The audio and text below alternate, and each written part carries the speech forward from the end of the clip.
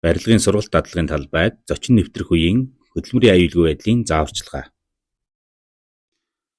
Монгол Улсын хөдөлмөрийн аюулгүй байдал эрүүл ахуйн тухай хууль, барилгын тухай хууль зааснаар барилгын дадлагын талбайд орж буй суралцах зочин бүр хөдөлмөрийн аюулгүй байдал эрүүл ахуйн тухай хуулийн 4-р зүйл мөн 18-р зүйл зааснаар бүх хүн аюулгүй байдлын дүрмийг биелүүлэх үүрэгтэй.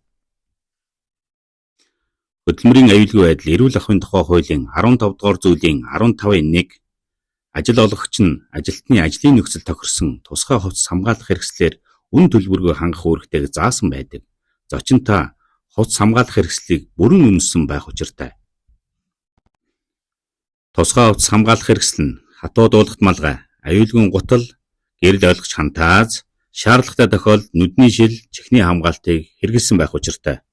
Зочин та барилгын сургалт дадлагын талбайд дараах нөхцлүүдийг сахин биелүүлэхийг анхааруулж байна.